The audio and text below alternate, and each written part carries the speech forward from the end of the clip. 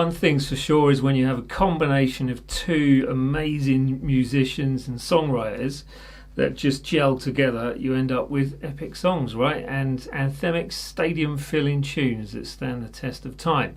That obviously was In These Arms by Bon Jovi, and we're going to run through that whole solo lick by lick, as it were. So I think we've broken it up into 5 licks possibly. So that'll be coming up in a second as the breakdown. But if you did like what you heard and you want to learn more, please do like, share, subscribe, hit the bell button for all those future notifications, and visit everything which I've got linked below. There you go, let's get on with the breakdown. So we start with the 9-11 on the D string, going to the 9 twice on the G, and on that second strike you're going to push that vibrato, so nice and wide, nice and fluid, and really even as well. Then you go to the 11 on the same string, so that's bending that up twice, but on the second time you're going to let it down. So pull off to the 9 from that 11, back to the 11 as it is with vibrato, once again keeping it nice and wide and even. Now on the tab I've put in 2 zeros, so you can choose to play those just to give it a bit of depth as you go into the 12. It's more of a rake, I think, on this, but I can't quite remember without listening to it again. But you have the 12th fret basically after the zeros on that second string, where you are going to bend that a full tone and add vibrato at the top. Again, that might be tricky to bring that in like that. So that leads us, this is lick number 2 basically.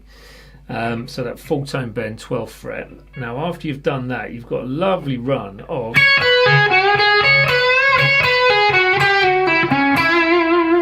and that's lick 2, all of that. So your 12th fret bend, full tone, back to that. Then it's running through from the 9th fret on the first string on its own, going 12, pull off to 9 on the second string, bending the 11 on the third string just a little way, quarter tone or a semitone, it's up to you, going through the 9 onto the second string, same finger for the 9 on the first string, back to the 12th fret with a bend. You don't have to worry about pitching it full tone on this, but it's up to you. If you can, great. If you can't, don't worry about it, because the flavour of it is going to be within those sort of discordant sounds that are going to come out of it. So the 12th fret bend anyway, and then going to the 9th fret on the first string, 12, 9 on the second string, pull off, going to the 11 with a third finger on the, third finger is important coming up, third finger on the third string, so that's the 11th fret, third string, third finger.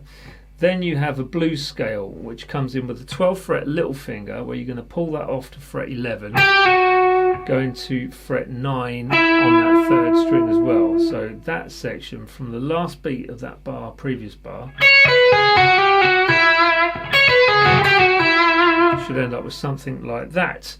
After you've done that blues scale run, so that's the 9 you should have ended up on, going to the 11 on the 4th string, and then back to the 9, so that basically ends lick 2 with vibrato. So again, that's just a lovely lick by itself, so you can bring that in wherever you want. Then the next section, lick 3, we have a slide into the 13th fret. Doesn't need to be from anywhere in particular, just sort of take your pick. I would suggest going from the pentatonic previous to that, so shape 1 moving into shape 2, or you could go from 12, which is the blues note. It doesn't matter, as long as you slur your way into the 13th fret, it's going to sound fine. So it's 13 with your second finger, third string, 12 on the second string and first string, same finger, then a full tone bend with the 14th fret, first string, and then you're going to bend it up again, let it down, pull off to the 12. So it's bend up, strike it again, bend up, let it down, pull off to the 12, back to the 14 with vibrato if you can, and then you add basically the 14th fret again, but you just put a little bit more onto that bend, and you're going to let it kind of come down gradually. So it's like, which leads you into the next section, which is the descending run to sort of feed you out for the main bulk of the solo, which is,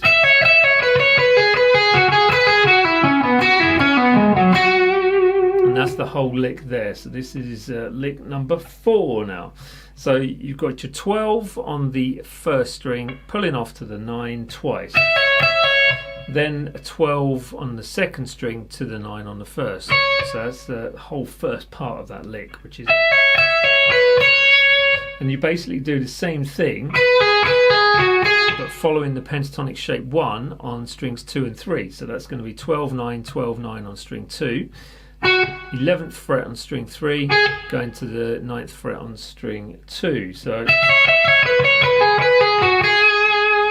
then you go back to the 12 on the second string, so that's 12 9, 12 9 on the third, 11 9 on the third, 11 9 on the fourth, and then you go back up a string and go 11 9 to, this is on the third string, and then 11 9 on the fourth, 11 9 on the fifth, and then 11 on the third string with vibrato. And that's kind of the main bulk of the solo, and then you're tailing it off with this, which is the next part. So we're going to call this lick 5, where so it's 3 strikes of the 12, bending up a full tone,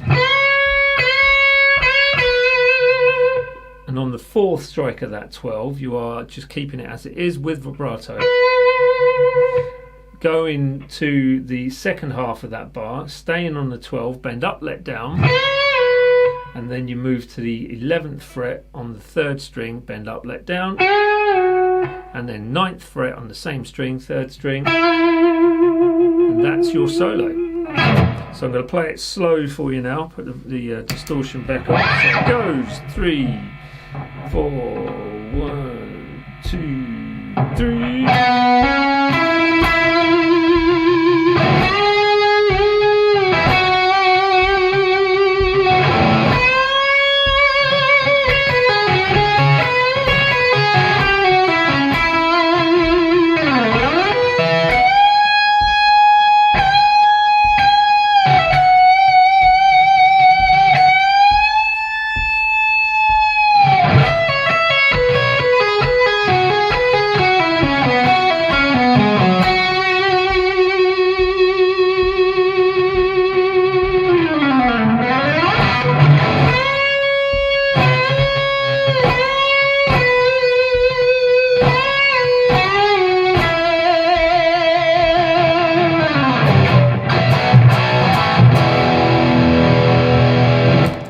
To me, we are at the end once again. It's a great solo, that just the whole vibe of it, where it's fluid. You've got some nice usable licks within that solo as well, which, what I mean by usable is that you can put them into your own playing, and just kind of make them work for yourself, rather than learning the solo for the solo. Learn the solo so that you can steal some of the licks from it. And I think that's the main thing with these Lick Fridays, is that you do end up with a good mixture of playing styles and sort of influences being thrown at you through this camera. So from that you end up with a broader kind of range in your solos as well. So that's a good thing. Keep things broad and you will end up with good sounds. Keep things narrow and just learn one style all the way through, then you're going to end up with basically one trick pony, right? Yeah, that's the way it goes. So without further ado, please do subscribe, hit that bell button, and visit all the socials if you haven't done so already. Please remember to check out Patreon. Thanks so much to all my patrons which are there at the moment, and you will find the jamming tracks galore on there, plus a whole bunch of lessons you won't find here on YouTube. Nice one. I shall see you in a week's time. Take care, everyone. Goodbye.